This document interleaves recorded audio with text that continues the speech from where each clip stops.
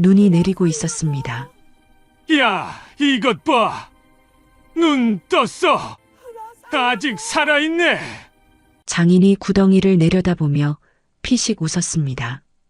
아버님, 그냥 얼굴까지 다 덮을까요? 안 돼. 바로 죽으면 우리가 죽은 거잖아. 숨만 쉬게 해놓고. 가 추위에 알아서 얼어 죽겠지.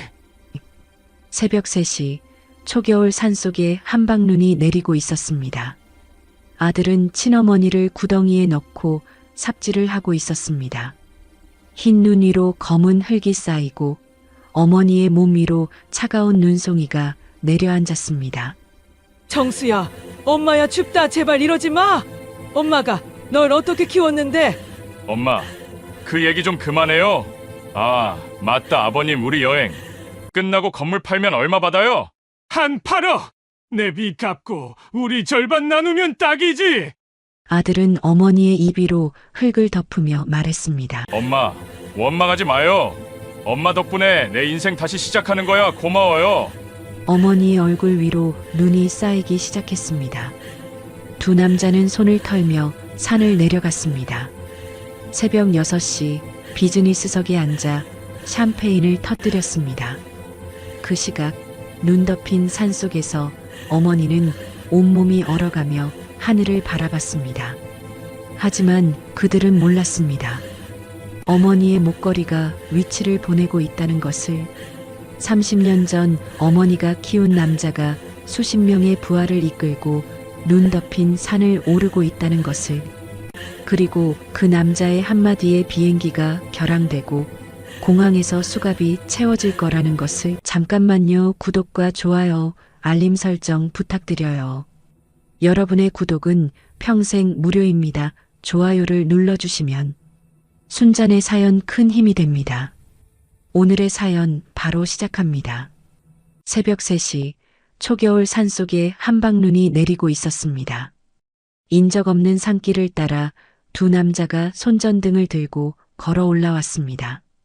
앞서가는 남자는 42의 박정수, 뒤따르는 남자는 65의 장인 한상철이었습니다. 정수의 등에는 담요에 쌓인 사람이 엎여 있었습니다. 두 남자는 미리 파놓은 구덩이 앞에 도착했습니다. 사람 하나가 누울 수 있는 크기의 구덩이 위로 흰 눈이, 소복이 쌓여 있었습니다. 정수가 등에 업은 사람을 구덩이 안에 내려놓았습니다. 담요가 벗겨지자 68세 노인의 얼굴이 드러났습니다. 중풍으로 몸을 움직이지 못하는 순자였습니다. 순자가 떨리는 목소리로 아들을 불렀습니다. 정수야, 여기가 어디야? 왜 이렇게 추워? 정수는 대답하지 않고 옆에 놓아둔 삽을 집어들었습니다. 한상철이 손전등을 비추며 입을 열었습니다. 빨리빨리 해. 새벽 6시 비행기야. 공항에서 식구들 기다려. 정수가 삽으로 흙을 퍼서 어머니의 몸 위에 덮기 시작했습니다.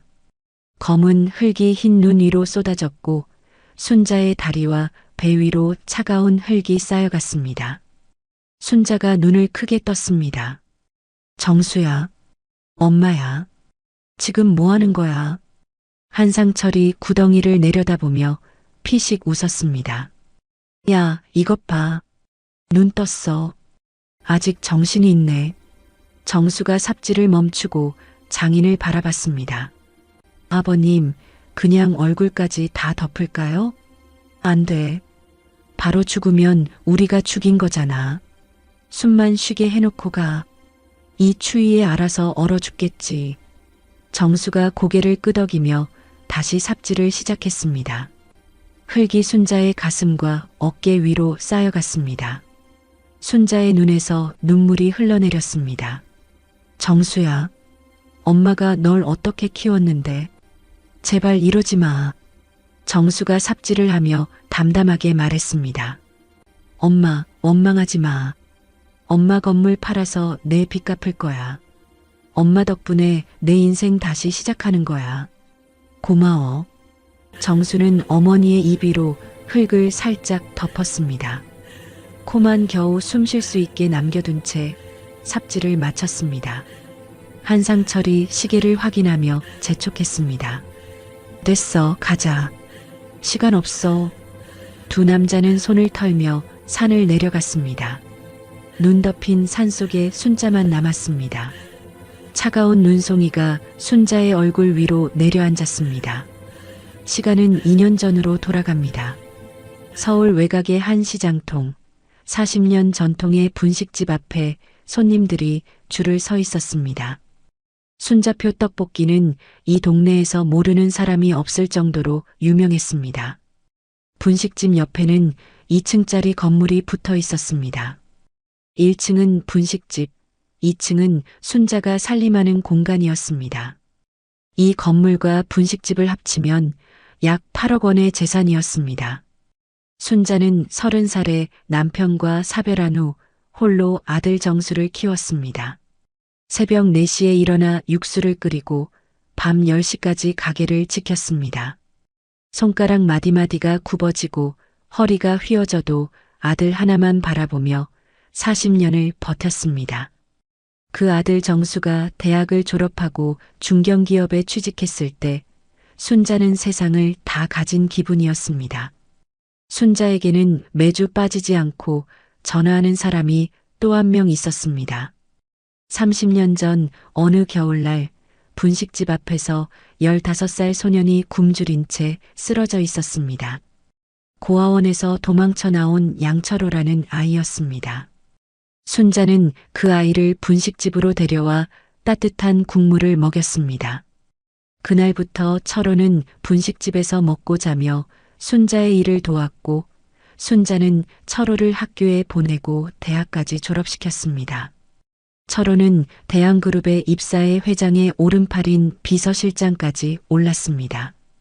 수십 명의 부하를 거느린 막강한 인물이 되었지만 매주 일요일마다 순자에게 전화했고 매달 찾아와 용돈을 드렸습니다. 철호는 순자를 친어머니처럼 모셨고 순자도 철호를 둘째 아들처럼 여겼습니다. 2년 전 정수가 한미영이라는 여자와 결혼했습니다.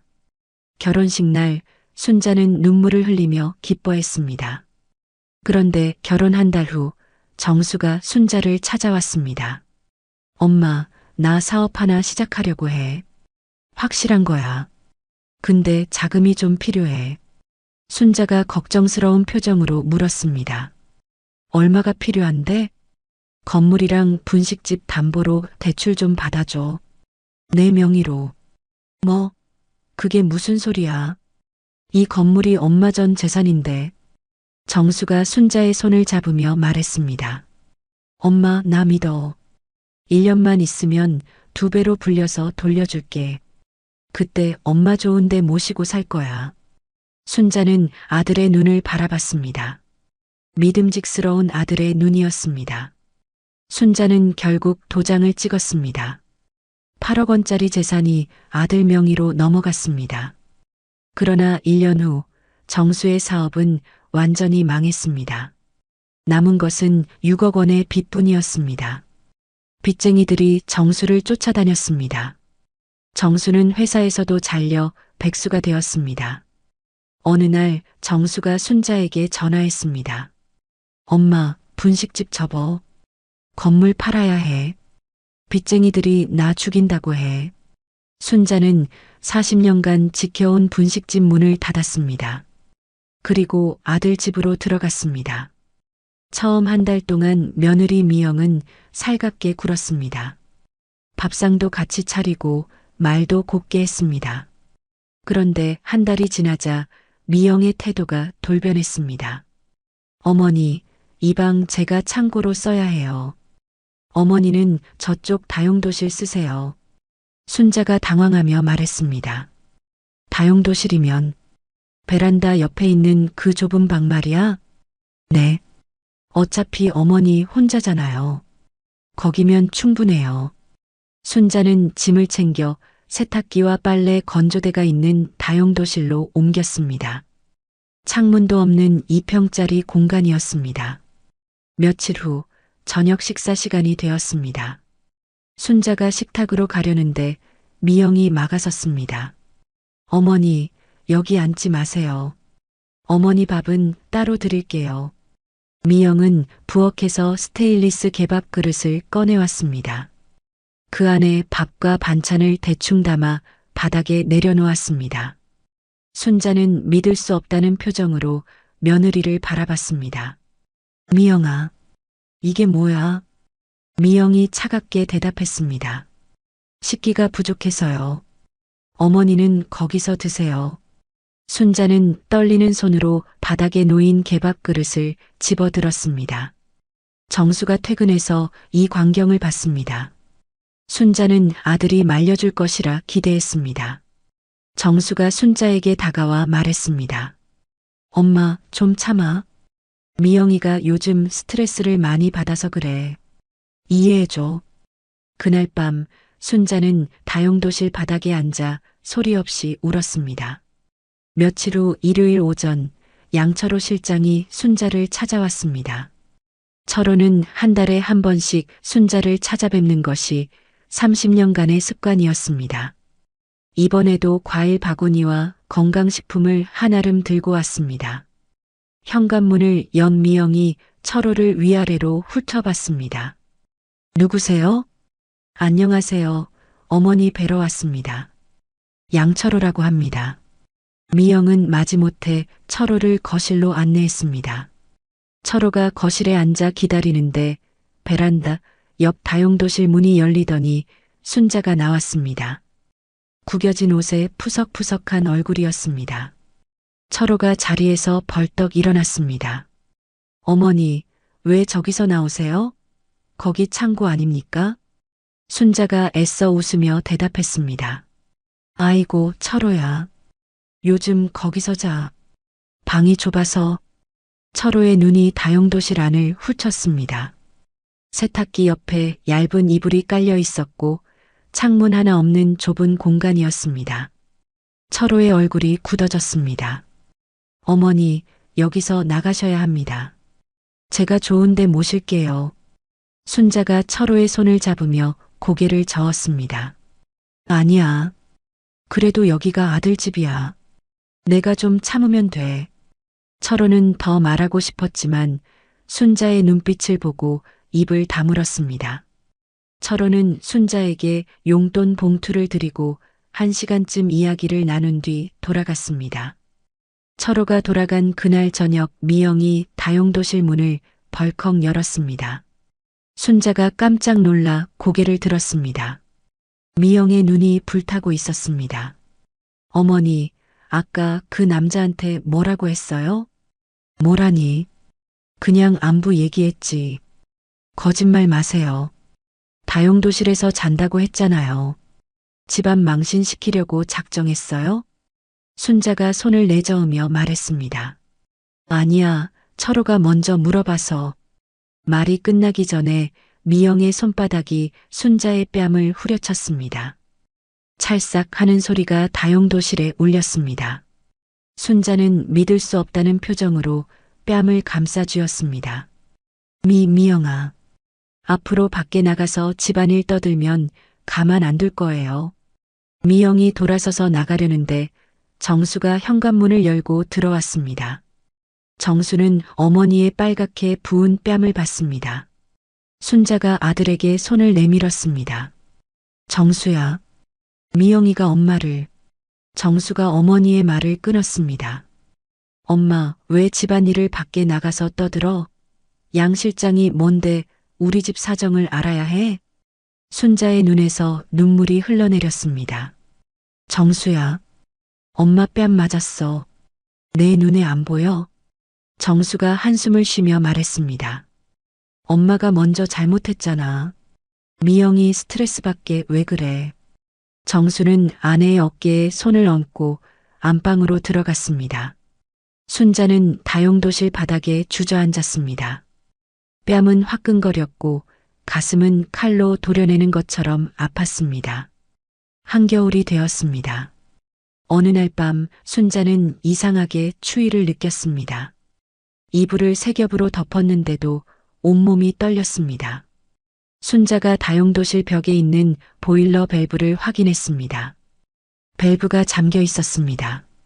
순자는 거실로 나가 미영에게 물었습니다. 미영아, 다용도실 보일러가 안 들어오는데. 미영이 텔레비전을 보며 대답했습니다. 아, 그거요? 제가 잠갔어요. 가습이 아까워서요. 하지만 이렇게 추운데 어머니 방만 틀면 가습비가 2배로 나와요. 이불 덮고 주무세요. 순자는 더 말하지 못하고 다용도실로 돌아갔습니다. 그날 밤 순자는 옷을 5겹으로 껴입고 이불 속에 웅크렸습니다. 입에서 하얀 입김이 나왔습니다. 발가락 끝이 얼어붙는 것 같았습니다. 순자는 밤새 잠을 이루지 못하고 천장을 바라봤습니다. 설 명절이 다가왔습니다. 명절 전날 미영의 부모인 한상철과 최영숙이 짐을 잔뜩 들고 찾아왔습니다. 한상철은 65살의 남자로 3년 전 식당 사업이 망해 3억 원의 빚을 지고 있었습니다. 그래서 명절마다 사위 집에 와서 눈치를 보며 용돈을 뜯어갔습니다. 최영숙은 63세 여자로 남편 못지않게 욕심이 많았습니다. 한상철이 거실 소파에 떡하니 앉으며 말했습니다.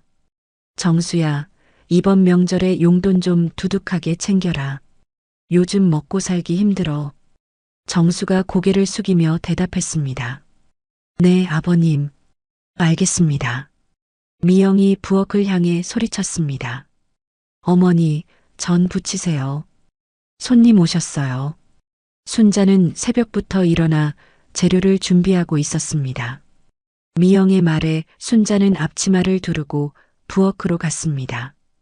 순자는 온종일 전을 부치고 나무를 묻히고 설거지를 했습니다. 허리가 끊어질 것 같았지만 쉴 틈이 없었습니다. 저녁 식사 시간이 되었습니다. 상다리가 휘어지게 음식이 차려졌습니다. 정수와 미영, 한상철과 최영숙이 식탁에 둘러앉았습니다. 순자가 수저를 들고 식탁으로 가려는데 최영숙이 손을 저었습니다. 아이고, 사돈 어른. 거기 앉지 마시고 부엌에서 드세요. 자리가 좁아서요. 순자는 멈칫했지만 아무 말 없이 부엌으로 돌아갔습니다. 식사 중에 최영숙이 전을 집어먹으며 말했습니다. 역시 시장에서 장사하던 솜씨가 어디 안 가네. 이런 일은 그쪽이 해야 제맛이야. 한상철이 맞장구 쳤습니다. 그러게. 우리 딸은 이런 거 안 해도 돼. 있는 집 며느리니까. 정수는 처가 식구들과 함께 웃으며 술잔을 기울였습니다. 부엌에서 설거지를 하던 순자가 참다 못해 거실로 나왔습니다. 저도 이 집 어른입니다. 저한테 왜 이러시는 겁니까? 한상철이 술잔을 내려놓으며 비웃었습니다. 어른 대접 받으려면 돈이 있어야지. 재산 다 아들한테 넘기고 무슨 어른이야? 이 집에서 밥 얻어먹으면 일이라도 해야지. 순자는 입술을 깨물었습니다. 더 이상 말이 나오지 않았습니다. 정수는 어머니를 쳐다보지도 않고 술만 마셨습니다. 순자는 부엌으로 돌아가 설거지를 계속했습니다. 눈물이 설거지 물에 떨어졌습니다. 명절이 끝나고 며칠 후 순자는 시장에 장을 보러 나갔다가 길에서 쓰러졌습니다. 지나가던 사람이 119에 신고했고 순자는 병원 응급실로 실려갔습니다. 의사가 검사 결과를 설명했습니다. 중풍 초기 증상입니다. 왼쪽 팔다리에 마비가 왔어요. 과로와 스트레스가 원인인 것 같습니다. 병원에서 연락을 받은 정수가 미영과 함께 병원에 도착했습니다. 정수는 병원비 영수증을 받아들고 인상을 찌푸렸습니다. 뭐야, 벌써 이렇게 나왔어? 미영이 영수증을 빼앗아 보더니 혀를 찼습니다. 요양원 보내면 한 달에 200만 원이래요. 차라리 그 돈으로 당신 빚이나 갚지. 정수가 고개를 끄덕였습니다. 순자는 병상에 누워 아들과 며느리의 대화를 들었습니다. 귀가 멍멍해지는 것 같았습니다. 퇴원 후 순자는 다시 다용도실로 돌아왔습니다. 왼쪽 팔다리가 제대로 움직이지 않았습니다. 며칠 후 밤 정수와 미영이 안방에서 대화를 나눴습니다. 미영이 낮은 목소리로 말했습니다. 여보, 어머니 건물 아직 어머니 명의로 남아있잖아. 그거 팔면 8억이야. 정수가 고개를 저었습니다. 엄마가 살아계시면 못 팔아. 엄마 동의가 있어야 하는데. 미영이 정수의 귀에 대고 속삭였습니다. 그러니까 말이야. 어머니가 살아계시면 팔지도 못하고 병원비만 계속 나가잖아. 다른 방법을 찾아보자. 정수는 아내의 얼굴을 바라봤습니다. 아무 말도 하지 않았습니다. 다용도실에서 순자는 얇은 벽 너머로 들려오는 대화 소리에 온몸이 얼어붙었습니다. 일주일 후 미영이 친정 부모를 다시 불렀습니다. 한상철과 최영숙이 저녁 시간에 맞춰 도착했습니다. 미영은 시어머니에게 일찍 자라고 말한 뒤 다용도실 문을 닫았습니다. 네 사람이 거실 식탁에 둘러앉았습니다. 미영이 맥주를 따르며 분위기를 살폈습니다. 한상철이 먼저 입을 열었습니다. 그래서 무슨 얘기가 있어서 부른 거야? 미영이 남편을 힐끗 보며 말했습니다. 아빠, 시어머니 건물 있잖아요. 아직 시어머니 명의로 남아있어요. 한상철의 눈이 번뜩였습니다. 그 건물이면 한 8억은 하겠네. 그걸 왜 아직 안 팔았어? 정수가 한숨을 쉬며 대답했습니다. 어머니가 살아계시면 동의 없이 못 팔아요. 근데 어머니가 동의를 안 해주세요. 한상철이 맥주를 한 모금 마시고 상을 내려놓았습니다. 내 빚이 3억이야. 사돈 건물만 팔면 내 빚 갚고 너희들도 좀 살 수 있어. 최영숙이 남편 옆에서 고개를 끄덕였습니다. 그러게. 그 건물만 정리하면 우리 가족 다 편해지는데. 정수가 고개를 숙이며 말했습니다. 그래도 어머니가 살아계신데 어떡해. 한상철이 목소리를 낮추며 주위를 둘러봤습니다. 다용도실 문이 닫혀 있는 것을 확인한 뒤 몸을 앞으로 숙였습니다. 정수야, 내가 예전에 등산 다니던 산이 있어. 경기도 외곽인데 거기 아무도 안 오는 곳이 있거든. 정수가 고개를 갸웃했습니다. 갑자기 산은 왜요? 한상철이 정수의 눈을 똑바로 쳐다봤습니다. 거기다 구덩이 하나 파놓으면 아무도 모른다는 얘기야. 정수의 얼굴이 하얗게 질렸습니다. 아버님, 지금 무슨 말씀을? 미영이 남편의 손을 잡으며 말했습니다. 여보, 잘 생각해봐. 어머니 돌아가시면 건물은 당신 거잖아. 우리 빚도 갚고 새 출발할 수 있어. 정수가 손을 내저었습니다. 아니, 그래도 그건 살인이잖아. 한상철이 손을 내저으며 말했습니다. 무슨 살인이야? 우리가 직접 손대는 거 아니야. 그냥 산에 두고 오는 거지. 추우니까 알아서 잠들겠지. 정수는 아무 말도 하지 못했습니다. 손이 떨리고 있었습니다. 미영이 정수의 귀에 대고 속삭였습니다. 여보, 당신 빚이 6억이야. 빚쟁이들한테 쫓겨다니면서 언제까지 살 거야? 어머니 건물 팔면 다 갚고도 남아. 정수가 고개를 숙인 채 침묵했습니다. 미영이 말을 이었습니다. 어차피 어머니 중풍이시잖아. 오래 못 사셔. 우리가 조금 앞당기는 것뿐이야. 한상철이 테이블을 손가락으로 두드리며 말했습니다. 정수야, 결정해. 사돈 재산 정리되면 절반은 우리 주기로 해. 그럼 내 빚도 갚고 너희 빚도 갚고 다 행복해지는 거야. 미영이 아버지를 바라보며 고개를 끄덕였습니다. 알겠어요, 아빠. 제가 정수 설득할게요. 최영숙이 손뼉을 치며 말했습니다. 일 끝나면 우리 가족 다 같이 해외여행 가자. 비즈니스석으로. 출국 전에 확실하게 처리하고 가는 거야. 한상철이 고개를 끄덕였습니다. 그래, 5일 뒤에 비행기 예약해. 그 전에 끝내야 해. 정수는 고개를 떨군 채 아무 말도 하지 못했습니다. 하지만 거절하지도 않았습니다. 그날 밤 미영은 안방에서 정수를 다시 설득했습니다. 여보, 이렇게 사는 거 지겹지 않아? 빚쟁이들한테 전화 올 때마다 숨는 거, 회사에서 잘리고 백수로 사는 거. 정수가 천장을 바라보며 대답했습니다. 그래도 내 어머니잖아. 어떻게? 미영이 정수의 가슴에 머리를 기대며 말했습니다. 당신 어머니가 당신을 얼마나 힘들게 했는데 사업 실패한 것도 어머니 건물 담보 때문이잖아. 어머니 때문에 우리 인생이 망한 거야. 정수는 아무 말도 하지 않았습니다. 미영이 말을 이었습니다. 건물 팔면 8억이야. 빚 6억 갚고 2억 남아. 그 돈으로 우리 새 출발하는 거야. 어머니는 어차피 오래 못 사셔. 정수가 긴 한숨을 내쉬었습니다. 알았어. 내 말대로 할게. 미영이 정수의 볼에 입을 맞추며 말했습니다. 잘 생각했어. 우리 행복해지자. 출국 5일 전 한상철이 정수를 데리고 차를 몰았습니다. 경기도 외곽의 한적한 산길이었습니다. 차는 산 입구에 멈췄습니다. 한상철이 트렁크에서 삽 2개를 꺼냈습니다. 여기서부터 걸어 올라가야 해. 30분 정도 걸어. 두 남자는 삽을 들고 산길을 올랐습니다. 낙엽이 바스락거리고 새소리 외에는 아무 소리도 들리지 않았습니다.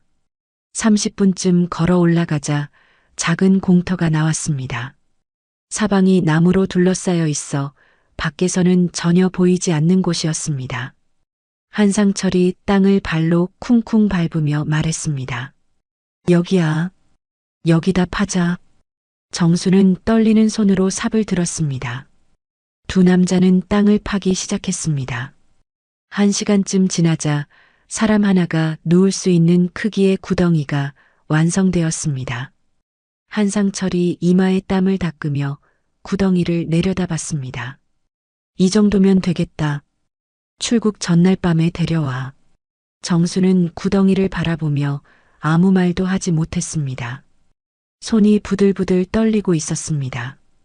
같은 시각 집에서 순자는 불안에 떨고 있었습니다. 며칠 전부터 아들과 며느리의 행동이 이상했습니다. 순자가 방에서 나오면 대화를 멈추고 순자를 볼 때면 눈빛이 차가웠습니다. 특히 정수의 눈빛이 달라졌습니다. 예전에는 짜증이나 귀찮음이었는데 요즘은 뭔가 다른 것이 느껴졌습니다. 순자는 그것이 무엇인지 알 수 없었지만 온몸에 소름이 돋았습니다. 그날 밤 순자는 떨리는 손으로 휴대폰을 들었습니다. 양철호의 번호를 눌렀습니다. 신호가 3번 울리고 철호의 목소리가 들렸습니다. 어머니, 무슨 일이세요? 이 밤에 전화 주시고. 순자가 목소리를 낮추며 말했습니다. 철호야, 엄마가 할 말이 있어. 네, 말씀하세요. 내가 갑자기 연락이 안 되면 꼭 나를 찾아줘. 철호의 목소리가 급해졌습니다. 어머니, 무슨 일 있으세요? 왜 그런 말씀을 하세요? 순자가 눈물을 삼키며 대답했습니다. 그냥 불안해서 그래. 아무것도 아니야. 어머니, 거기서 나오세요. 제가 당장 모시러 갈게요. 아니야, 괜찮아. 그냥 연락 안 되면 꼭 찾아줘. 약속해. 철호가 잠시 침묵하다 대답했습니다. 네, 약속할게요. 근데 어머니, 내일 제가 갈게요. 꼭요. 순자는 전화를 끊고 가슴을 쓸어내렸습니다. 다음 날 오후 양철호가 순자를 찾아왔습니다. 철호는 작은 상자 하나를 들고 있었습니다. 어머니, 이거 선물이에요. 순자가 상자를 열자 은색 목걸이가 나왔습니다. 목걸이 끝에는 조그만 펜던트가 달려 있었습니다. 이게 뭐야, 철호야? 철호가 목걸이를 꺼내 순자의 목에 걸어주며 말했습니다. 어머니, 이 목걸이 안에 위치 추적 장치가 있어요. 무슨 일이 생기면 제가 바로 찾아갈 수 있어요.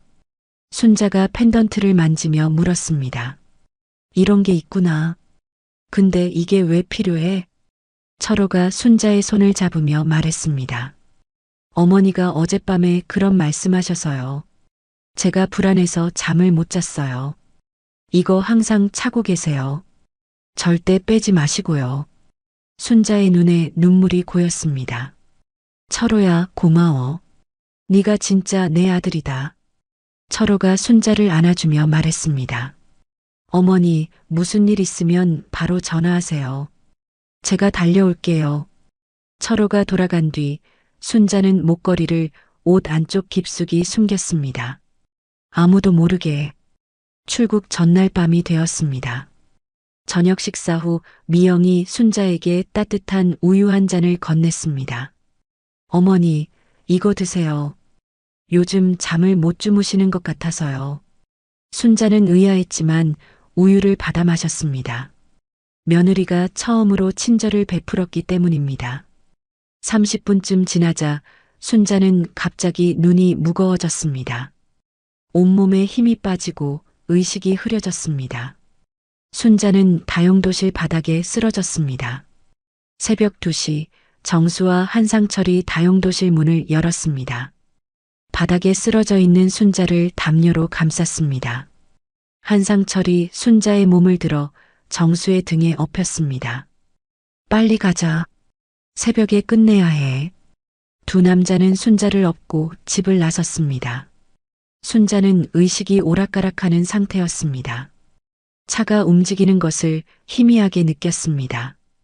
어디론가 가고 있다는 것을 알았지만 중풍으로 마비된 몸은 움직이지 않았습니다.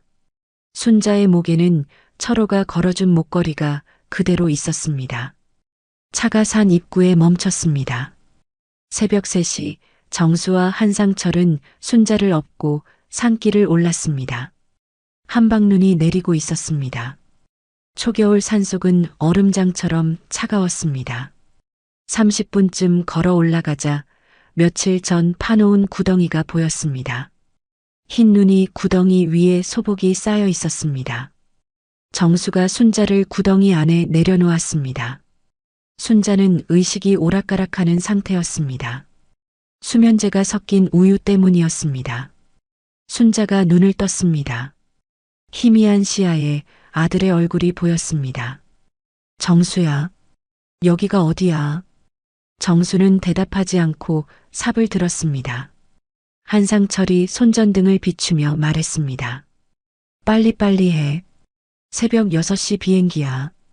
정수가 삽으로 흙을 퍼서 어머니의 몸 위에 덮기 시작했습니다. 검은 흙이 흰 눈 위로 쏟아졌습니다. 순자가 떨리는 목소리로 애원했습니다. 정수야, 엄마야, 왜 이러는 거야? 한상철이 구덩이를 내려다보며 코웃음을 쳤습니다. 야, 아직 정신이 있네. 입마가. 정수가 어머니의 입 위로 흙을 살짝 덮었습니다. 코만 겨우 숨 쉴 수 있게 남겨두었습니다. 한상철이 시계를 확인하며 말했습니다. 됐어. 이 정도면 돼. 이 추위에 알아서 얼어 죽겠지. 가자. 정수는 손을 털며 일어섰습니다. 두 남자는 뒤도 돌아보지 않고 산을 내려갔습니다. 흰 눈이 순자의 얼굴 위로 내려앉았습니다. 순자는 움직이지 않는 몸으로 하늘을 바라봤습니다. 눈송이가 눈 위로 떨어졌습니다. 순자의 목에는 철호가 걸어준 목걸이가 그대로 있었습니다. 작은 펜던트가 희미하게 빛을 내며 위치 신호를 보내고 있었습니다. 같은 날 새벽 6시 인천공항 출국장이었습니다. 정수와 미영, 한상철과 최영숙이 비즈니스석 탑승 수속을 밟고 있었습니다. 네 사람 모두 들뜬 표정이었습니다. 미영이 새로 산 명품 가방을 어깨에 맨 채 남편에게 말했습니다. 여보, 우리 거기 가면 쇼핑부터 하자. 시어머니 건물 팔면 돈 생기잖아. 정수가 고개를 끄덕이며 대답했습니다. 그래, 마음껏 사. 이제 우리 인생 피는 거야. 한상철이 여권을 흔들며 웃었습니다. 하하, 사돈 덕분에 비즈니스석 타보네. 역시 효도는 이렇게 하는 거야. 최영숙이 면세점 쪽을 가리키며 말했습니다. 여보, 저기 화장품 사러 가자. 비행기 시간 아직 있잖아. 네 사람은 웃음꽃을 피우며 면세점으로 향했습니다. 산속에 어머니를 묻어두고 온 지 불과 3시간 만이었습니다. 같은 시각 서울 강남의 한 고급 아파트에서 양철호가 잠에서 깨어났습니다. 일요일 아침이었습니다. 철호는 30년간 한 번도 빠지지 않고 일요일 아침마다 순자에게 전화를 걸었습니다. 철호가 휴대폰을 들어 순자의 번호를 눌렀습니다. 신호가 울렸습니다. 하지만 아무도 받지 않았습니다. 철호는 다시 전화를 걸었습니다. 역시 받지 않았습니다. 철호의 가슴이 철렁 내려앉았습니다.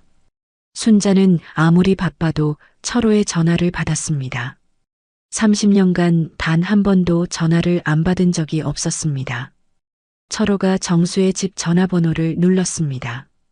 신호가 울렸지만 역시 받지 않았습니다. 철호의 머릿속에 며칠 전 순자의 목소리가 떠올랐습니다. 철호야, 내가 갑자기 연락이 안 되면 꼭 나를 찾아줘.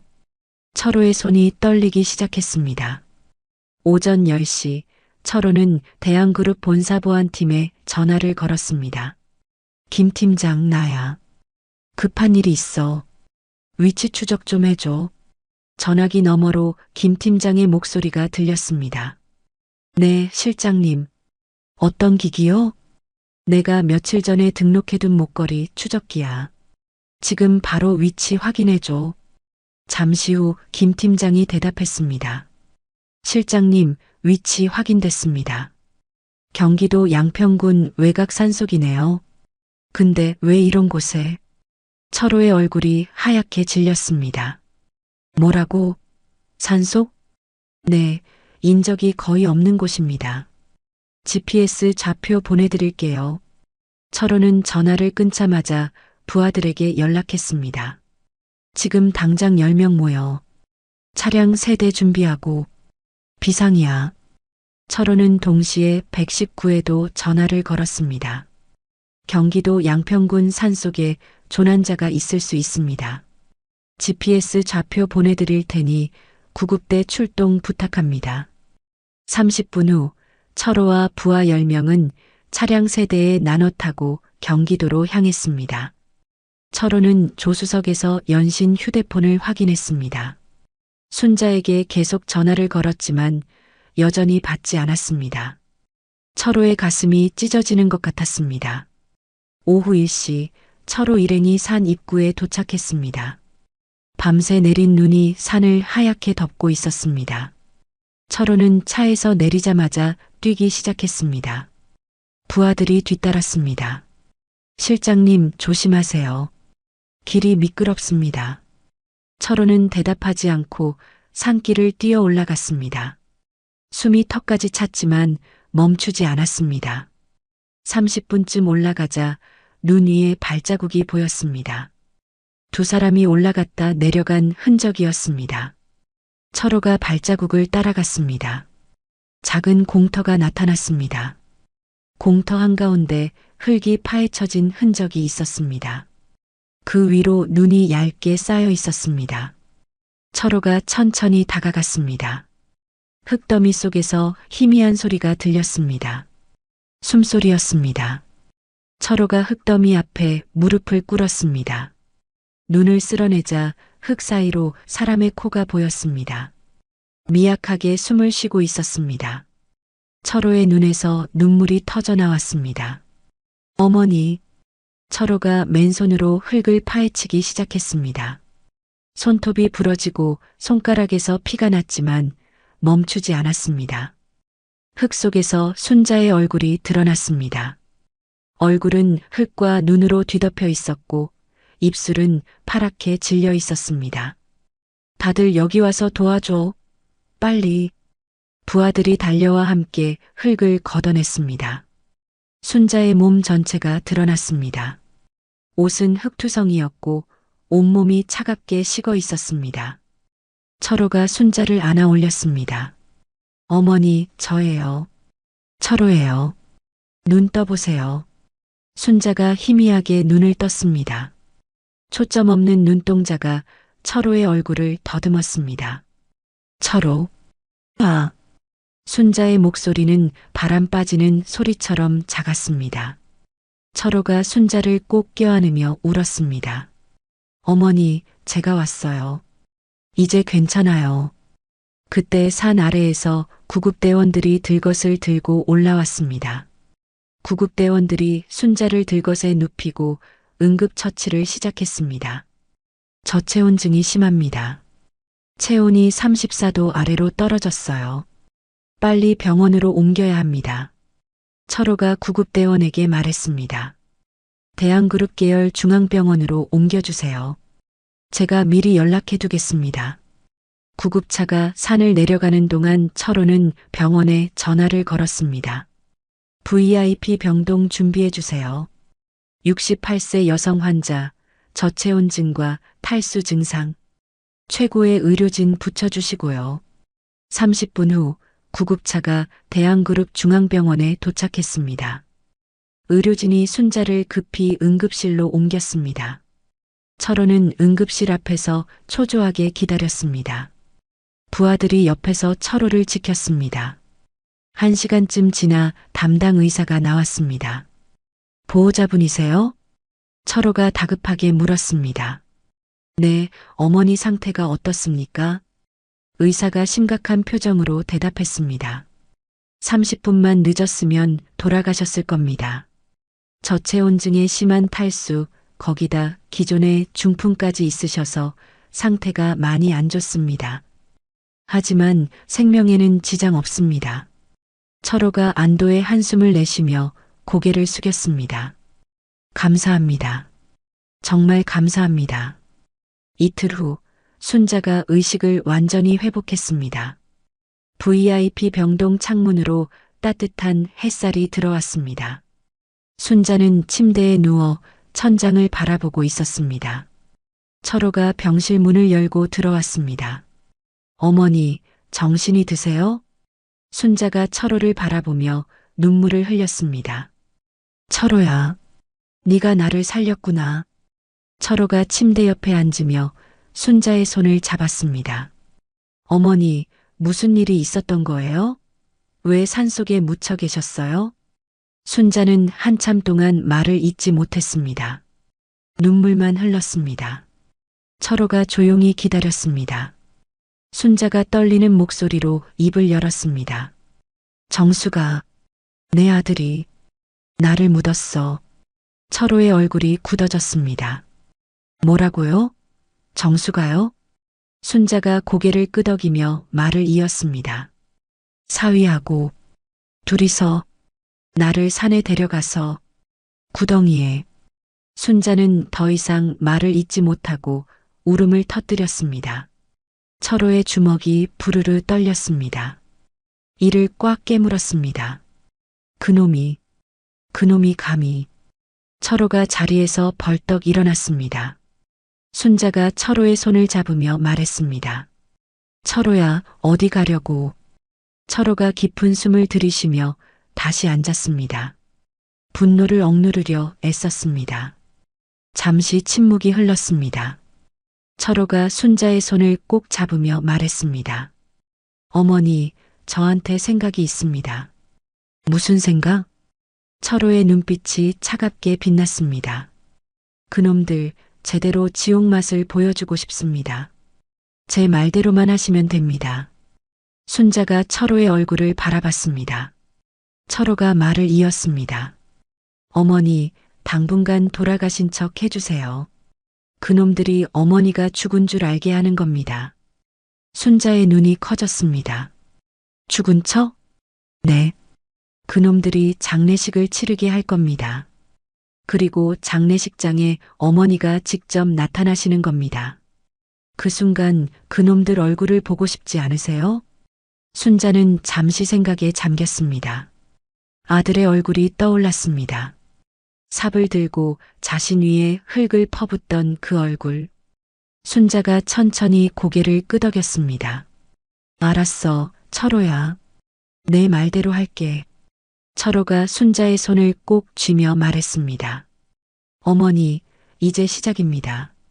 다음 날 아침 철호는 경찰서를 찾아갔습니다. 철호는 형사과 수사팀장에게 순자의 사건을 설명했습니다. 사진과 의료 기록, 위치 추적 자료까지 모두 제출했습니다. 수사팀장이 자료를 검토하며 말했습니다. 이건 명백한 살인미수입니다. 피의자들이 지금 해외에 있다고요? 철호가 고개를 끄덕였습니다. 네, 어제 아침 비행기로 출국했습니다. 4명입니다. 수사팀장이 전화기를 들며 말했습니다. 즉시 출국 금지 조치 내리겠습니다. 인터폴에도 협조 요청하고요.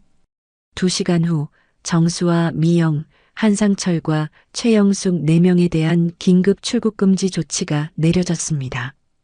동시에 대한민국 경찰은 해당 국가 경찰에 피의자 억류를 요청했습니다. 같은 시각 해외의 한 리조트에서 정수 가족은 수영장에서 물놀이를 즐기고 있었습니다. 미영이 칵테일을 마시며 말했습니다. 여보, 이렇게 사는 거지. 역시 인생은 즐겨야 해. 정수가 선글라스를 고쳤으며 대답했습니다. 그러게. 이제 우리 인생 피는 거야. 한상철이 선베드에 누워 기지개를 켜며 말했습니다. 사돈 건물 팔면 한 8억이지? 내 빚 3억 갚고 너희 빚 갚고 남는 돈으로 또 여행 오자. 최영숙이 남편 옆에서 웃었습니다. 호호, 그래요. 이번엔 유럽으로 가요. 4사람은 웃음꽃을 피우며 휴가를 즐겼습니다. 산속에 어머니를 묻어두고 온 지 이틀째였습니다. 여행 4일째 아침 정수 가족은 귀국 비행기에 탑승하려고 공항에 도착했습니다. 체크인 카운터에서 직원이 여권을 확인하더니 표정이 굳어졌습니다. 잠시만요. 확인할 게 있습니다. 정수가 의아한 표정으로 물었습니다. 뭔데요? 빨리 해주세요. 비행기 시간 있어요. 직원이 어디론가 전화를 걸었습니다. 잠시 후 공항 경찰 2명이 다가왔습니다. 박정수 씨, 한미영 씨, 한상철 씨, 최영숙 씨 맞습니까? 정수가 고개를 끄덕였습니다. 네, 맞는데요. 무슨 일이죠? 공항 경찰이 무전기로 연락을 취한 뒤 말했습니다. 대한민국 경찰의 요청으로 4분을 억류해야 합니다. 따라와 주십시오. 정수의 얼굴이 하얗게 질렸습니다. 무슨 소리예요? 우리가 뭘 했다고? 미영이 남편의 팔을 잡으며 떨리는 목소리로 물었습니다. 여보, 무슨 일이야? 왜 이래? 공항 경찰이 4사람을 공항 내 구금실로 안내했습니다. 이틀 후 정수 가족 4명은 강제 송환되어 인천공항에 도착했습니다. 비행기에서 내리자마자 대기하던 한국 경찰들이 4사람에게 다가왔습니다. 박정수 씨, 한미영 씨, 한상철 씨, 최영숙 씨, 살인미수 혐의로 체포합니다.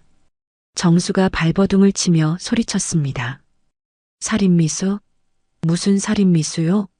우리가 누굴 죽였다고? 경찰이 정수의 손에 수갑을 채우며 말했습니다. 모친 김순자 씨에 대한 살인미수 혐의입니다. 그 순간 정수의 얼굴에서 핏기가 싹 가셨습니다. 다리가 풀려 비틀거렸습니다. 미영이 비명을 질렀습니다. 말도 안 돼.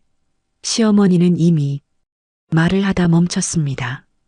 자신이 무슨 말을 하려 했는지 깨달은 것입니다. 경찰이 미영에게도 수갑을 채우며 말했습니다. 묵비권을 행사할 수 있습니다. 하지만 하신 말씀은 법정에서 증거로 사용될 수 있습니다. 한상철과 최영숙도 차례로 수갑이 채워졌습니다. 4사람은 경찰차에 실려 구치소로 향했습니다. 그날 저녁 철호가 순자의 병실을 찾았습니다. 어머니, 그놈들 전부 체포됐습니다. 순자가 창밖을 바라보며 물었습니다. 정수도? 네, 공항에서 바로 구치소로 갔습니다. 순자는 아무 말 없이 한참 동안 창밖을 바라봤습니다. 눈가에 눈물이 맺혔습니다. 철호가 순자의 손을 잡으며 말했습니다. 어머니, 이제 작전을 실행할 때입니다. 작전이라니? 철호가 의자를 끌어당겨 앉으며 설명했습니다. 경찰과 협조해서 그놈들에게 어머니가 병원에서 돌아가셨다고 통보할 겁니다. 순자가 고개를 갸웃했습니다. 왜? 그놈들이 장례를 치르게 할 겁니다. 장례식장에 빈소를 차리고 조문객을 받겠죠. 그리고 그 자리에 어머니가 직접 나타나시는 겁니다. 순자의 눈이 커졌습니다. 철호가 말을 이었습니다. 어머니를 묻고 장례식까지 치르려던 놈들 앞에 어머니가 살아서 걸어 들어가는 겁니다. 그놈들 얼굴 상상되세요? 순자는 아들의 얼굴을 떠올렸습니다. 삽을 들고 자신 위에 흙을 퍼붓던 그 얼굴. 추위에 알아서 죽겠지 라고 말하던 그 입. 순자가 천천히 고개를 끄덕였습니다. 알았어. 내 말대로 할게. 며칠 후 구치소에 수감된 정수에게 교도관이 찾아왔습니다. 박정수, 면회 아니고 통보사항이다. 정수가 고개를 들었습니다. 뭔데요? 교도관이 종이 한 장을 건네며 말했습니다. 내 모친 김순자 씨가 병원에서 사망했다. 구출 당시 저체온증 후유증으로 회복하지 못했다고 한다. 정수는 종이를 받아들었습니다. 손이 떨렸습니다. 하지만 그 떨림은 슬픔이 아니었습니다. 정수의 입꼬리가 살짝 올라갔습니다. 하지만 곧 표정을 바꿔 슬픈 척 눈물을 짜냈습니다. 어머니가 돌아가셨다고요. 교도관이 무표정하게 말했습니다. 장례를 치르려면 외출 허가 신청해. 검토해 볼게. 정수가 고개를 숙이며 말했습니다. 네, 감사합니다.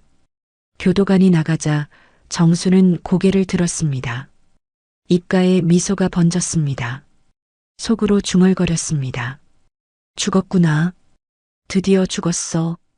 이제 건물은 내 거야. 사흘 후 정수는 장례를 위해 외출 허가를 받았습니다. 미영과 한상철, 최영숙도 함께 외출 허가를 받아 장례식장에 모였습니다. 장례식장은 서울 외곽의 작은 곳이었습니다. 빈소는 가장 작은 방으로 잡았습니다. 정수가 빈소를 둘러보며 말했습니다. 이 정도면 되겠지. 어차피 조문객도 없을 거야. 미영이 고개를 끄덕이며 대답했습니다. 그래. 빨리 끝내고 돌아가자. 한상철이 정수의 어깨를 두드리며 말했습니다. 사돈이 유언장 같은 거 남겼나? 건물명에 확인해 봐야지. 정수가 고개를 저었습니다. 유언장 없어요. 그냥 제가 상속받으면 돼요. 최영숙이 손뼉을 치며 말했습니다. 잘 됐네. 장례 끝나면 바로 건물 팔자. 네 사람은 빈소에서 낮은 목소리로 재산 이야기를 나눴습니다. 장례식 이틀째 저녁이었습니다. 조문객은 거의 없었습니다. 순자의 지인들은 장례 소식을 듣지 못했고 정수도 굳이 알리지 않았습니다. 빈소에는 정수와 미영, 한상철과 최영숙 네 사람만 있었습니다. 그때 빈소 문이 열렸습니다. 검은 정장을 입은 남자가 들어왔습니다. 양철호였습니다. 정수가 철호를 보자 표정이 굳어졌습니다. 철호가 천천히 다가와 정수의 손을 잡았습니다. 정수 씨, 어머님이 돌아가셨다니 참 안 됐습니다. 정수가 억지로 슬픈 표정을 지으며 대답했습니다. 네. 갑자기 돌아가셔서. 철호가 정수의 눈을 똑바로 바라보며 말했습니다. 어머님이 많이 외로우셨겠습니다. 효자 아드님. 정수는 철호의 눈빛에서 이상한 것을 느꼈습니다. 하지만 무엇인지 알 수 없었습니다. 철호가 빈소를 둘러보며 말했습니다. 그런데 영정사진은 어디 있습니까? 정수가 당황하며 대답했습니다. 아, 그게 급하게 준비하느라. 철호가 고개를 끄덕이며 빈소 안쪽으로 걸어갔습니다. 그때 빈소 문이 다시 열렸습니다. 네 사람이 문 쪽을 바라봤습니다. 문 앞에 한 여자가 서 있었습니다. 흰 머리카락, 주름진 얼굴, 68세의 노인, 김순자였습니다. 순자가 천천히 빈소 안으로 걸어 들어왔습니다. 정수의 얼굴이 하얗게 질렸습니다. 두 눈이 휘둥그레졌습니다. 어머니? 미영이 비명을 질렀습니다. 귀신이야. 한상철이 뒤로 물러서며 넘어졌습니다. 의자가 와르르 쓰러졌습니다. 최영숙은 다리가 풀려 그 자리에 주저앉았습니다. 순자가 아들 앞에 섰습니다. 정수야, 엄마 안 죽었어. 정수의 입이 벌어졌습니다.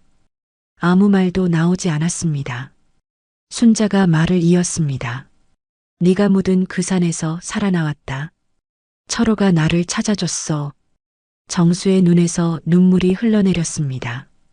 하지만 그것은 반가움의 눈물이 아니었습니다. 어떻게 살아? 그 순간 빈소문이 벌컥 열리며 경찰들이 들이닥쳤습니다. 움직이지 마십시오. 살인미수 혐의로 연행합니다. 경찰들이 정수와 미영, 한상철, 최영숙에게 다시 수갑을 채웠습니다. 정수가 발버둥을 치며 소리쳤습니다. 어머니, 제발 한 번만 봐주세요. 제가 잘못했어요. 순자는 아들을 바라봤습니다. 눈물이 흘러내렸습니다. 하지만 아무 말도 하지 않았습니다. 경찰들이 네 사람을 끌고 나갔습니다. 빈소에는 순자와 철호만 남았습니다. 철호가 순자의 어깨에 손을 얹으며 말했습니다. 어머니, 괜찮으세요? 순자가 눈물을 훔치며 대답했습니다. 괜찮아. 이제 괜찮아. 철호가 순자를 부축하며 말했습니다. 어머니, 이제 시작입니다. 저놈들 진짜 지옥을 보여줄 겁니다. 장례식장 사건 다음 날 정수와 미영, 한상철과 최영숙은 다시 구치소에 수감되었습니다. 피해자 사망 통보가 거짓이었다는 사실이 밝혀지면서 살인미수 혐의는 그대로 유지되었습니다. 오히려 장례식까지 치르려 한 정황이 추가되어 죄질이 더 나빠졌습니다. 철호는 순자를 대한그룹 소유의 고급 요양시설로 모셨습니다. 요양시설은 경기도 외곽의 조용한 곳에 있었습니다. 1인실에 전용 욕실, 24시간 간호사가 상주하는 최고급 시설이었습니다. 철호가 순자를 방에 안내하며 말했습니다. 어머니, 여기서 푹 쉬세요. 제가 최고의 의료진 붙여드렸어요. 중풍 재활 치료도 받으시고요. 순자가 넓은 방을 둘러보며 말했습니다. 철호야, 이런 데가 얼마나 비싸겠어. 내가 무슨 돈으로. 철호가 고개를 저으며 대답했습니다. 돈 걱정 마세요. 제가 다 할게요. 어머니는 건강 회복하시는 것만 생각하세요. 순자의 눈에 눈물이 고였습니다. 철호야, 네가 진짜 내 아들이다. 철호가 순자의 손을 꼭 잡았습니다. 어머니, 저도 어머니 덕분에 여기까지 왔어요. 30년 전에 어머니가 저를 안 거두셨으면 저는 길거리에서 죽었을 거예요. 순자는 아무 말 없이 철호의 손을 어루만졌습니다. 그날 저녁 철호는 사무실로 돌아와 복수 계획을 세우기 시작했습니다. 철호는 비서를 불러 지시했습니다. 박정수가 전에 다니던 회사 알아봐. 그놈이 거기서 뭘 했는지 다 조사해. 이틀 후 비서가 조사 결과를 가져왔습니다. 실장님, 박정수가 회사 자금 2천만 원을 횡령한 정황이 있습니다. 회사에서는 눈치채지 못했던 것 같습니다.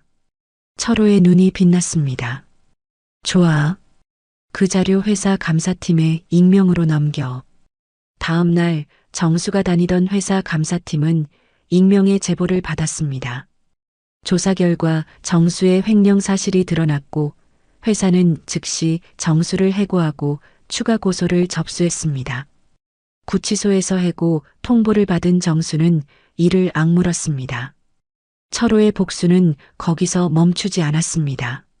철호는 장인 한상철에 대해서도 조사를 지시했습니다.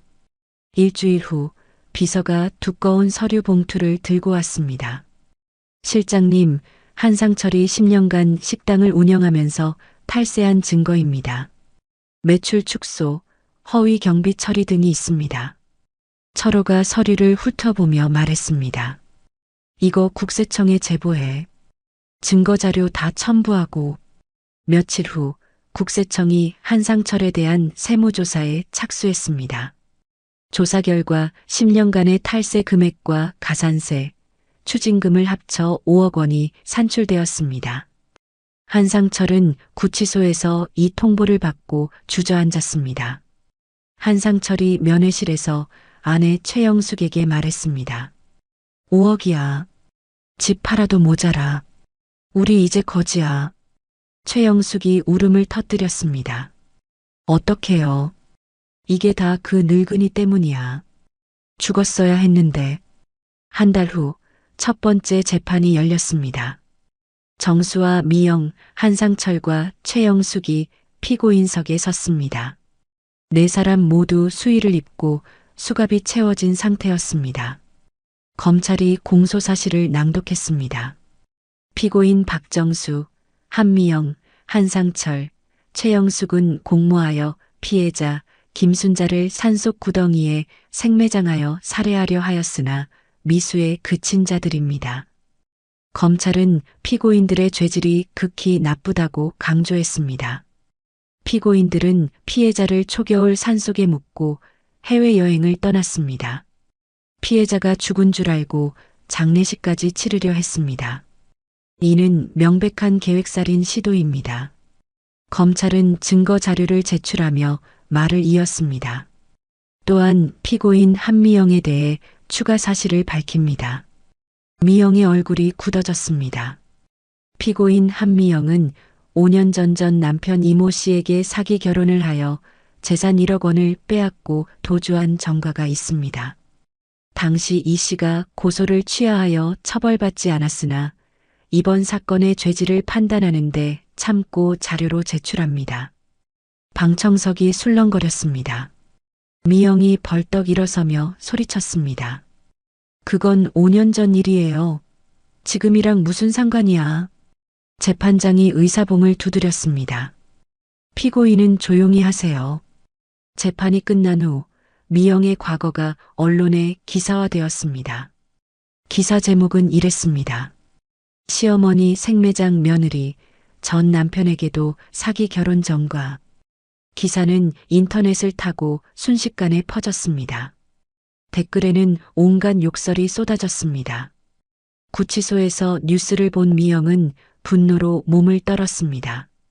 며칠 후 면회실에서 정수와 미영이 마주 앉았습니다. 미영이 정수를 노려보며 말했습니다. 당신 엄마 때문에 내 인생 망했어. 그 늙은이가 왜 안 죽은 거야? 정수가 고개를 숙이며 대답했습니다. 나도 몰라. 어떻게 살아났는지. 미영이 테이블을 손바닥으로 내리쳤습니다. 당신이 제대로 묻지를 않았잖아. 얼굴을 왜 남겨놨어? 정수가 화를 냈습니다. 그건 내 아버지가 그러라고 했잖아. 나한테 왜 그래? 면회실 교도관이 다가와 경고했습니다. 조용히 하세요. 다시 한번 소란 피우면 면회 종료합니다. 미영이 이를 악물며 정수를 노려봤습니다. 이혼할 거야. 당신이랑 같이 망하기 싫어. 정수가 미영의 손을 잡으려 했지만 미영은 손을 뿌리쳤습니다. 면회 시간이 끝나고 미영이 돌아섰습니다. 정수는 미영의 뒷모습을 바라보며 주먹을 불끈 쥐었습니다. 며칠 후 정수에게 면회객이 왔습니다. 예전 회사 후배 김태준이었습니다. 정수가 과장이던 시절 부하 직원으로 일했던 사람이었습니다. 정수가 면회실 의자에 앉으며 물었습니다. 태준아, 네가 왜 왔어? 태준이 고개를 숙이며 대답했습니다. 선배님, 소식 듣고 왔습니다. 힘드시죠? 정수가 쓴웃음을 지었습니다. 힘들지. 이 꼴이 됐으니. 태준이 주위를 둘러보며 낮은 목소리로 말했습니다. 선배님, 제가 뭐 도와드릴 거 없습니까? 정수의 눈이 번뜩였습니다. 정수가 몸을 앞으로 숙이며 속삭였습니다. 태준아, 한 가지 부탁할 게 있어. 뭔데요? 정수가 이를 갈며 말했습니다. 그 늙은이 때문에 내가 이 꼴이 됐어. 내가 나가면 그 노인네 가만 안 둘 거야. 근데 그 전에 네가 좀 도와줘. 태준이 눈을 깜빡이며 물었습니다. 어떻게요? 정수가 메모지를 꺼내 뭔가를 적었습니다. 여기가 그 노인네 있는 요양시설이야. 네가 가서 좀 겁을 줘. 알았지? 태준이 메모지를 받아들며 망설였습니다. 선배님, 이건 좀. 정수가 태준의 손을 꽉 잡았습니다. 내가 나가면 돈 줄게. 2천만 원. 부탁이야. 태준은 2천만 원이라는 말에 눈이 흔들렸습니다. 알겠습니다, 선배님. 일주일 후 밤 11시였습니다. 태준은 검은 옷을 입고 요양시설 담장 앞에 서 있었습니다. 시설 주변은 어두웠고 인적이 드물었습니다. 태준은 담장을 넘어 시설 안으로 들어갔습니다. 시설 내부는 조용했습니다. 복도에 비상등만 켜져 있었습니다. 태준은 정수에게 받은 메모를 확인했습니다. 3층 302호. 태준은 계단을 올라 3층 복도로 들어섰습니다. 발소리를 죽이며 302호 앞에 섰습니다. 문손잡이에 손을 뻗었습니다. 그때 302호 안에서 순자가 잠에서 깼습니다. 복도에서 발소리가 들렸기 때문입니다. 익숙하지 않은 발소리였습니다. 간호사들의 가벼운 발소리가 아니었습니다. 순자는 침대에서 몸을 일으켜 문 쪽을 바라봤습니다. 문 손잡이가 천천히 돌아가고 있었습니다. 순자의 심장이 쿵쿵 뛰기 시작했습니다. 누구야? 그 순간 복도 끝에서 손전등 불빛이 나타났습니다. 야간 순찰 중인 경비원이었습니다. 거기 누구요? 태준이 움찔했습니다. 손잡이에서 손을 뗐습니다. 경비원이 다가오며 다시 물었습니다. 야간 면회는 금지되어 있습니다. 신분증 보여주세요. 태준이 뒤로 물러서며 말했습니다. 아, 저는 그냥. 경비원이 무전기를 꺼내 들었습니다. 수상한 사람 발견. 3층 302호 앞. 지원 바랍니다. 태준이 돌아서서 뛰기 시작했습니다. 경비원이 뒤쫓으며 소리쳤습니다. 거기서. 태준은 계단을 내려가며 도망쳤습니다. 하지만 1층에서 다른 경비원 2명과 마주쳤습니다. 움직이지 마. 태준이 방향을 바꿔 뛰었지만 3명의 경비원에게 둘러싸였습니다. 경비원 1명이 태준의 팔을 비틀어 바닥에 눕혔습니다. 경찰 부를 테니까 꼼짝 마. 태준은 바닥에 엎드린 채 숨을 헐떡였습니다. 302호 안에서 순자는 가슴을 쓸어내리고 있었습니다. 창밖으로 경비원들이 누군가를 제압하는 것이 보였습니다. 순자는 떨리는 손으로 휴대폰을 들어 철호에게 전화를 걸었습니다. 철호야, 방금 누가 내 방에 들어오려고 했어. 전화기 너머로 철호의 급한 목소리가 들렸습니다. 어머니, 다치신 데 없으세요? 제가 지금 바로 갑니다. 순자는 창밖을 바라보며 중얼거렸습니다. 정수, 네가 또. 순자의 눈에서 눈물이 흘러내렸습니다. 1시간 후 철호가 요양시설에 도착했습니다.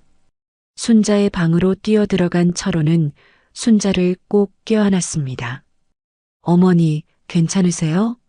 다친 데 없으세요? 순자가 철호의 등을 토닥이며 대답했습니다. 괜찮아, 철호야. 경비원들이 잡았어. 철호가 순자를 살피며 말했습니다. 제가 경비를 더 강화했어야 했는데. 죄송합니다, 어머니. 순자가 고개를 저었습니다. 내 잘못 아니야. 근데 그 사람이 누군지 알아? 철호의 얼굴이 굳어졌습니다. 지금 경찰서에서 조사 중입니다. 제가 가서 확인하고 올게요. 다음 날 오전 철호는 경찰서를 찾아갔습니다. 수사과 형사가 철호를 맞이했습니다. 양 실장님 오셨습니까? 어젯밤 체포된 남자 조사 결과 나왔습니다. 철호가 다급하게 물었습니다. 누굽니까? 왜 우리 어머니를 해치려 한 겁니까? 형사가 서류를 꺼내며 설명했습니다. 김태준이라는 30대 남자입니다. 박정수 피의자의 전 직장 후배예요. 철호의 눈이 커졌습니다. 정수놈의 후배요? 형사가 고개를 끄덕이며 말을 이었습니다. 자백을 받았습니다. 박정수가 구치소 면회 때 직접 지시했답니다. 김순자 씨를 겁주거나 해치라고요. 대가로 2천만 원을 약속받았다고 합니다. 철호의 주먹이 부르르 떨렸습니다. 그놈이 구치소에서도 형사가 서류를 건네며 말했습니다. 저희가 박정수에 대해 범행 교사 혐의로 추가 수사할 예정입니다. 피해자 측에서 고소장 접수해 주시면 더 좋습니다. 철호가 고개를 끄덕였습니다. 당연히 하겠습니다. 오늘 바로 제출하겠습니다. 그날 오후 철호는 요양시설로 돌아와 순자에게 사실을 알렸습니다. 순자는 창밖을 바라보며 한참 동안 말이 없었습니다. 철호가 조심스럽게 말을 꺼냈습니다. 어머니, 어젯밤 그 남자, 정수가 보낸 사람이었습니다. 순자가 천천히 고개를 돌렸습니다. 뭐라고? 정수가 구치소에서 후배한테 시켰답니다. 어머니를 해치라고요. 순자의 얼굴이 굳어졌습니다. 손이 떨리기 시작했습니다. 그래, 그랬구나. 순자의 눈에서 눈물이 흘러내렸습니다. 하지만 이번 눈물은 달랐습니다. 슬픔이 아니라 체념의 눈물이었습니다. 내가 그렇게 죽어야 했나? 정수가 그렇게까지. 철호가 순자의 손을 잡으며 말했습니다. 어머니, 저놈은 더 이상 어머니 아들이 아닙니다. 이번에 살인교사 혐의까지 추가되면 형량이 훨씬 늘어날 겁니다. 순자가 눈물을 훔치며 고개를 끄덕였습니다. 그래, 이제 미련 같은 건 없어. 그놈은 내 아들이 아니야. 철호가 순자를 꼭 껴안았습니다. 어머니, 이제 저만 믿으세요. 제가 끝까지 책임지겠습니다. 한 달 후 최종 재판이 열렸습니다. 법원 대법정에 정수와 미영, 한상철과 최영숙이 피고인석에 앉았습니다. 네 사람 모두 수의를 입고 초췌한 모습이었습니다. 방청석에는 순자와 철호가 나란히 앉아 있었습니다. 순자는 재활치료로 건강이 많이 회복되어 지팡이 없이도 걸을 수 있었습니다. 재판장이 판결문을 읽기 시작했습니다. 피고인 박정수, 모친을 산속에 생매장한 살인미수죄, 그리고 구치소에서 타인을 교사하여 모친을 해치려 한 살인교사죄. 두 가지 혐의 모두 유죄로 인정합니다. 재판장이 정수를 바라보며 말을 이었습니다. 피고인 박정수에게 징역 15년을 선고합니다. 정수의 얼굴이 하얗게 질렸습니다. 다리가 풀려 비틀거렸습니다. 15년. 15년이라고요. 재판장이 다음 피고인을 불렀습니다. 피고인 한미영. 시어머니 생매장에 적극 가담한 살인미수 공범 혐의. 유죄로 인정합니다. 징역 10년을 선고합니다. 미영이 비명을 질렀습니다. 10년. 말도 안 돼. 재판장이 의사봉을 두드렸습니다. 조용히 하세요. 재판장이 다음 판결을 이어갔습니다. 피고인 한상철. 생매장을 주도적으로 계획하고 직접 구덩이를 팠으며 사위를 교사한 혐의, 유죄로 인정합니다. 징역 7년을 선고합니다. 한상철이 고개를 떨구었습니다. 아무 말도 하지 못했습니다. 피고인 최영숙, 생매장 계획에 공모하고 범행을 지시한 혐의, 유죄로 인정합니다. 징역 3년을 선고합니다. 최영숙이 울음을 터뜨렸습니다. 판결이 끝나자 네 사람이 서로를 노려봤습니다. 정수가 장인을 향해 소리쳤습니다. 이게 다 아버님 때문이잖아요. 아버님이 먼저 제안한 거잖아. 한상철이 받아쳤습니다. 뭐, 네가 엄마를 죽이고 싶어 했잖아. 나한테 책임 떠넘기지 마. 미영이 정수에게 악을 썼습니다. 당신 때문에 내 인생 망했어. 이혼할 거야. 당장. 최영숙이 딸에게 매달렸습니다. 미영아, 엄마 살려줘. 엄마는 시킨 대로만 했잖아. 법정이 아수라장이 되었습니다. 재판장이 의사봉을 연거푸 두드렸습니다. 조용히 하세요. 정숙하지 않으면 퇴정시킵니다. 교도관들이 네 사람을 끌고 나갔습니다. 방청석에서 순자는 아들이 끌려나가는 뒷모습을 바라봤습니다. 눈물이 흘렀지만 돌아서지 않았습니다. 재판이 끝난 후 철호는 법률팀을 동원해 민사소송을 진행했습니다. 정수가 순자에게서 빼앗아 자기 명의로 돌려놓은 건물에 대한 소송이었습니다. 한 달간의 재판 끝에 법원은 순자의 손을 들어주었습니다. 원고 김순자의 청구를 인용합니다. 피고 박정수는 해당 부동산의 소유권을 원고에게 반환하라. 순자의 건물 8억 원이 다시 순자 명의로 돌아왔습니다. 철호가 순자에게 등기부등본을 보여주며 말했습니다. 어머니, 건물 찾았습니다. 이제 어머니 거예요. 순자가 등기부등본을 어루만지며 눈물을 흘렸습니다. 철호야, 고맙다. 정말 고맙다. 한편 한상철에게는 더 큰 재앙이 닥쳤습니다. 국세청의 탈세 추징금 5억 원을 내지 못하자 한상철의 집과 남은 재산이 모두 압류되었습니다.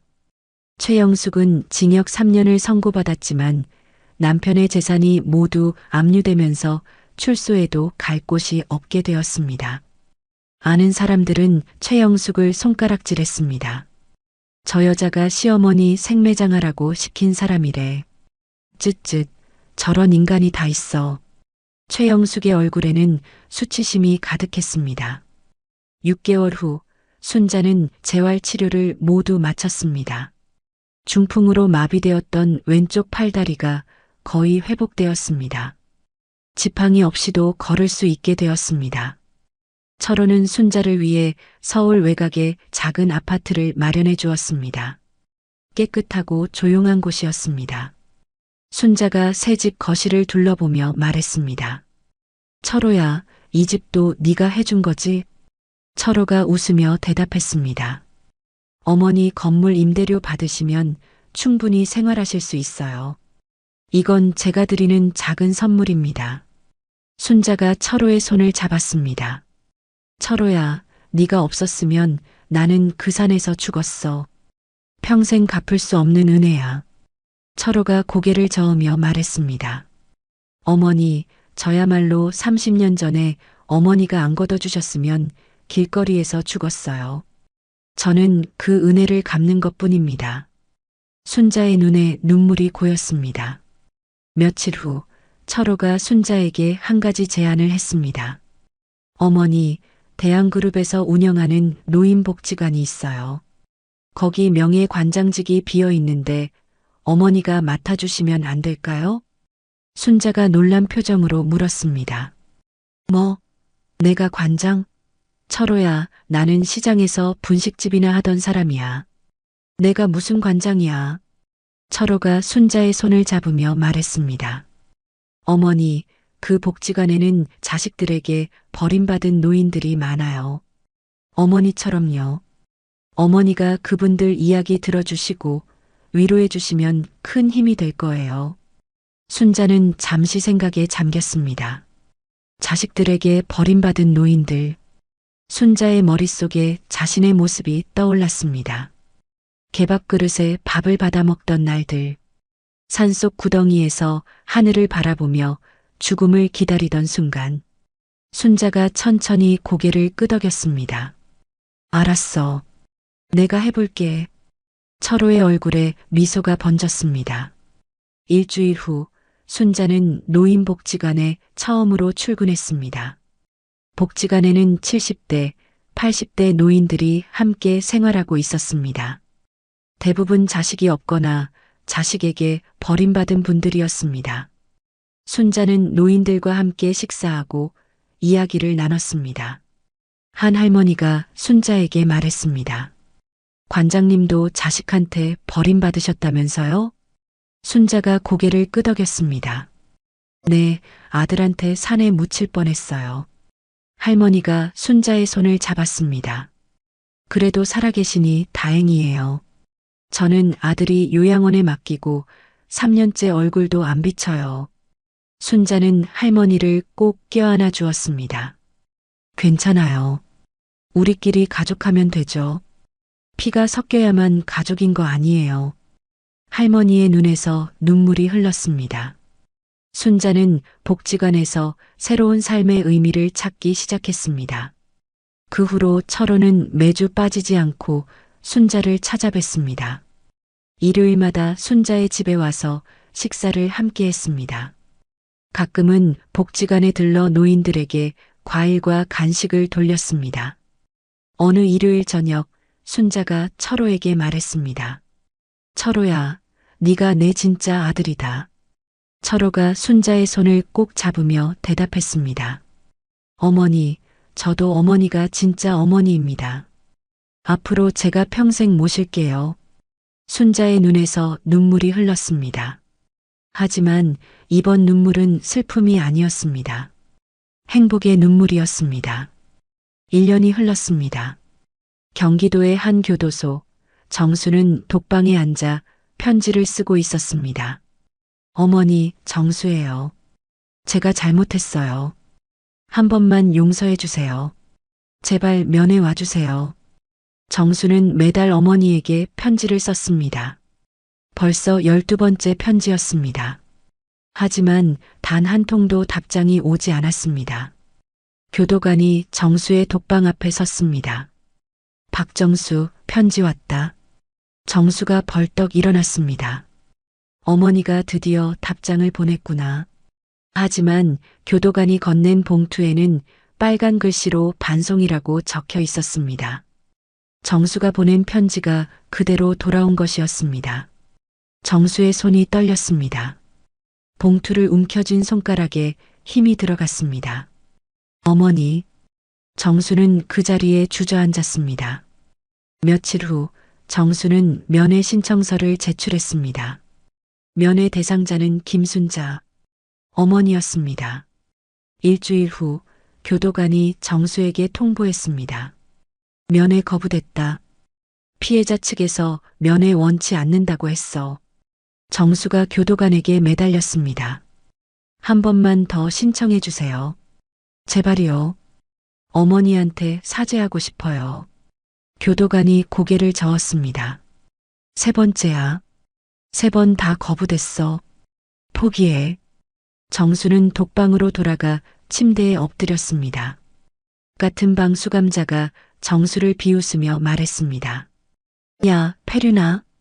엄마를 산에 묻어놓고 무슨 면회야. 창피한 줄 알아. 정수는 아무 대꾸도 하지 못했습니다. 교도소 안에서 정수는 페륜아라는 손가락질을 받았습니다. 다른 수감자들도 정수를 무시하고 따돌렸습니다. 어머니를 산에 묻은 놈이라는 소문이 퍼졌기 때문입니다. 정수는 매일 밤 천장을 바라보며 후회했습니다. 하지만 이미 늦었습니다. 같은 시기 여자 교도소에서 미영은 이혼 서류를 작성하고 있었습니다. 미영은 정수에게 보낼 편지도 함께 썼습니다. 정수 씨, 이혼합니다. 당신 때문에 내 인생 망했어요. 다시는 연락하지 마세요. 미영은 편지를 봉투에 넣고 교도관에게 건넸습니다. 일주일 후 정수는 이혼 서류와 편지를 받았습니다. 정수는 편지를 읽고 한참 동안 멍하니 앉아 있었습니다. 어머니도 아내도 모두 떠났습니다. 정수는 완전히 혼자가 되었습니다. 3년 후 한상철과 최영숙이 출소했습니다. 하지만 돌아갈 곳이 없었습니다. 집은 국세청에 압류되어 경매로 넘어갔고 남은 재산은 한 푼도 없었습니다. 두 사람은 서울 외곽의 쪽방촌에서 월세 20만 원짜리 방을 구했습니다. 3평짜리 좁은 방에 화장실도 공용이었습니다. 한상철이 벽에 기대 앉아 한숨을 쉬었습니다. 이게 뭐야? 우리가 이 꼴이 되다니. 최영숙이 남편을 노려봤습니다. 다 당신 때문이야. 당신이 그 짓을 하자고 했잖아. 구덩이 파자고 한 게 누구야? 한상철이 받아쳤습니다. 뭐, 네가 확실하게 묻어라고 했잖아. 나한테 뒤집어 씌우지 마. 두 사람은 좁은 방에서 매일 싸웠습니다. 예전에 비즈니스석 타고 해외여행 가던 시절이 꿈만 같았습니다. 이제는 하루 세끼도 제대로 못 먹는 처지가 되었습니다. 같은 해 가을, 철호는 순자의 70번째 생일을 준비하고 있었습니다. 철호는 대한그룹 회장에게 순자의 사연을 전했습니다. 회장이 철호에게 말했습니다. 철호야, 네가 그렇게 모시는 분이니 나도 뵙고 싶구나. 생일잔치에 내가 직접 가도 되겠나? 철호가 고개를 숙이며 대답했습니다. 회장님, 감사합니다. 어머니가 정말 기뻐하실 겁니다. 철호는 노인복지관에서 성대한 생일잔치를 준비했습니다. 복지관 강당에 풍선과 꽃으로 장식하고 뷔페 음식을 준비했습니다. 생일 당일 복지관 강당에 사람들이 모였습니다. 복지관 노인들 50여 명, 철호의 부하 직원들 20여 명, 그리고 대한그룹 회장까지. 순자가 강당에 들어서자 모든 사람들이 일어나 박수를 쳤습니다. 축하합니다, 관장님. 생신 축하드려요. 순자는 눈물이 글썽거렸습니다. 철호가 순자를 주빈석으로 안내했습니다. 대한그룹 회장이 순자 앞으로 다가왔습니다.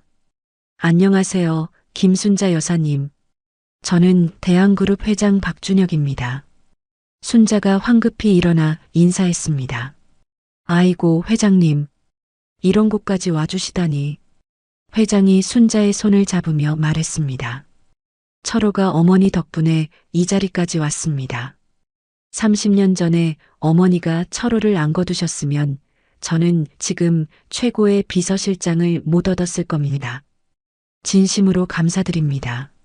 순자의 눈에서 눈물이 흘렀습니다.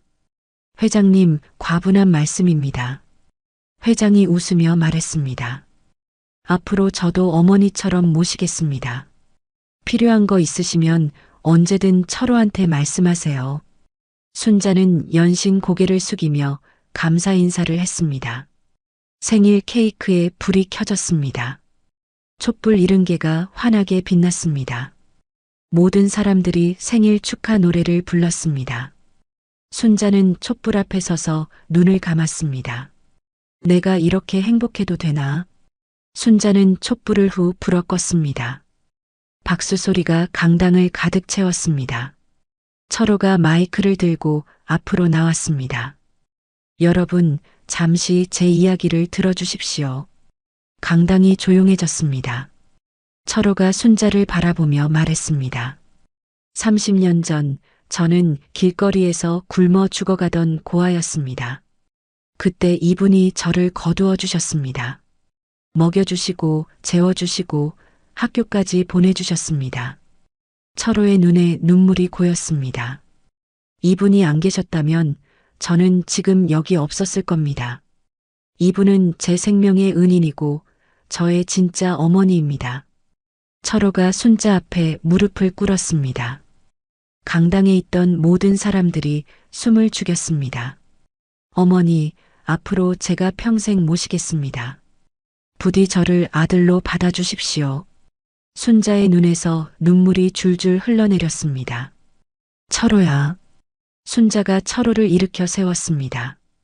그리고 철호를 꼭 껴안았습니다. 철호야, 너는 처음부터 내 아들이었어. 피가 섞이지 않아도 네가 내 아들이야. 철호도 순자를 꼭 껴안으며 울었습니다. 강당에 있던 모든 사람들이 박수를 쳤습니다. 눈물을 훔치는 사람들도 많았습니다. 복지관 노인들이 순자에게 다가와 인사했습니다. 한 할머니가 순자의 손을 잡으며 말했습니다. 관장님, 부러워요. 저런 아들이 있어서. 순자가 할머니의 손을 꼭 쥐며 대답했습니다. 여기 계신 분들 모두 제 가족이에요. 우리 같이 행복하게 살아요. 할머니의 눈에서도 눈물이 흘렀습니다. 생일잔치가 끝나고 순자와 철호는 복지관 창가에 나란히 앉았습니다. 창밖으로 노을이 지고 있었습니다. 하늘이 붉게 물들었습니다. 순자가 창밖을 바라보며 말했습니다. 철호야, 1년 전에 그 산에서 하늘을 봤어. 그때는 이렇게 예쁜 노을을 다시 볼 수 있을 거라고 생각도 못했어. 철호가 순자의 손을 잡았습니다. 어머니, 이제 예쁜 것만 보세요. 슬픈 건 다 잊으시고요. 순자가 고개를 끄덕였습니다. 그래, 이제 슬픈 건 다 잊을게. 네가 있으니까. 순자가 철호를 바라보며 웃었습니다. 철호야, 고마워. 네가 내 아들이어서 정말 다행이야. 철호도 미소를 지으며 대답했습니다. 어머니, 저야말로 어머니 아들이어서 행복합니다. 창밖으로 따뜻한 노을빛이 두 사람을 비췄습니다. 피 한 방울 섞이지 않았지만 세상 어느 모자보다 깊은 정을 나눈 두 사람. 순자는 생각했습니다. 진짜 가족은 피로 맺어지는 게 아니구나. 마음으로 맺어지는 거야. 순자의 얼굴에 평화로운 미소가 번졌습니다. 70년 인생에서 가장 행복한 날이었습니다. 초겨울 찬바람이 뼛속까지 파고드는 날이었습니다.